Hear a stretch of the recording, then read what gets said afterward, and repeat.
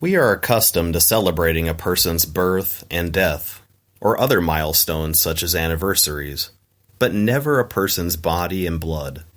So what makes this celebration of Jesus' body and blood special, significant, and most importantly, salvific?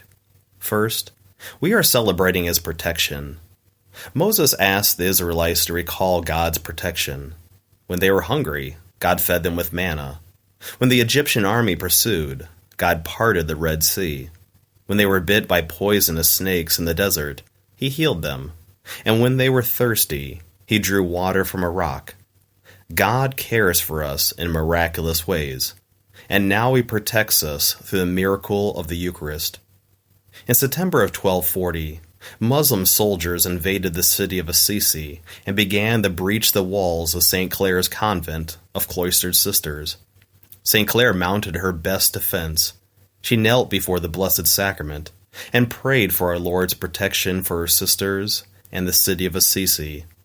Suddenly a voice resounded from the tabernacle, "I will always protect you." The soldiers then broke into the convent. Seeing the faith of St. Clare and her sisters before the tabernacle, they fled in fear from Assisi. Second, we are celebrating Jesus' closeness. Pope Benedict wrote, "The Eucharist is a sacrament of the God who does not leave us alone on the journey, but stays at our side and shows us the way. He wants to be so close that at the Last Supper he gave himself to us in a unique and miraculous way under the elements of bread and wine. When we consume him in the Eucharist, we are the closest we can be in this lifetime."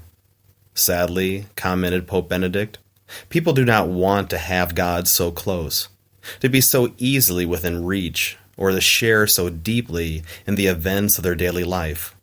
Rather, people want him to be great, and we also often want him to be a little distant from us. Third, we are celebrating a vital part of creation. When God speaks, his word is not simply descriptive, but also creative. Hence, God spoke creation into existence. When God said, "Let there be light," it happened. When God said, "Let us make man in our own image and likeness," we came into existence.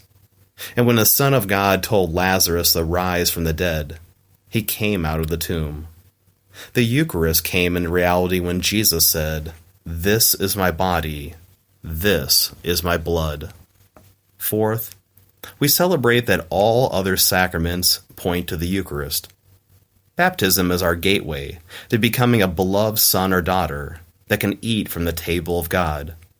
Confirmation strengthens us to defend and utilize the grace in the Eucharist. Confession makes us worthy vessels that contain the Eucharist.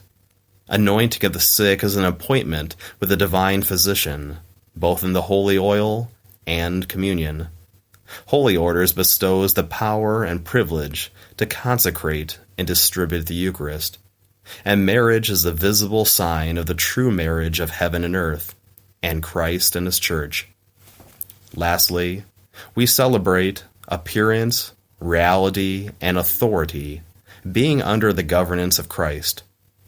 The Eucharist may appear to still be bread and wine after the Eucharistic prayers, but in reality it has changed into Jesus' body and blood. Under whose authority? The Creator of heaven and earth. When appearance and reality do not line up, it comes down to authority to tell us the truth. When I stick my golf club into the pond to rescue a stray golf ball, it appears that my club bends.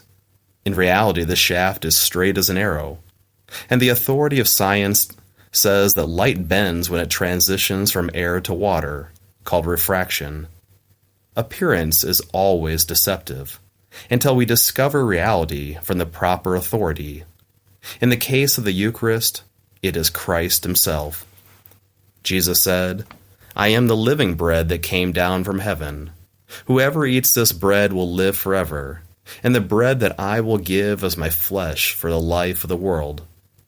Instead of celebrating, a fight broke out, and countless souls left the side of our Lord because this teaching on the Eucharist seems too good to be true. Even the public practice of our rich faith is being pushed to the margins. Now more than ever, we must bring our Lord back to the streets by doing a Eucharistic procession this Corpus Christi Sunday. We can walk with Jesus or walk away. For St. Teresa of Avila said, "There's no reason to go looking for him in some other place further away. Rather, if we were to approach the most blessed sacrament with great faith and love, once would be enough to leave rich.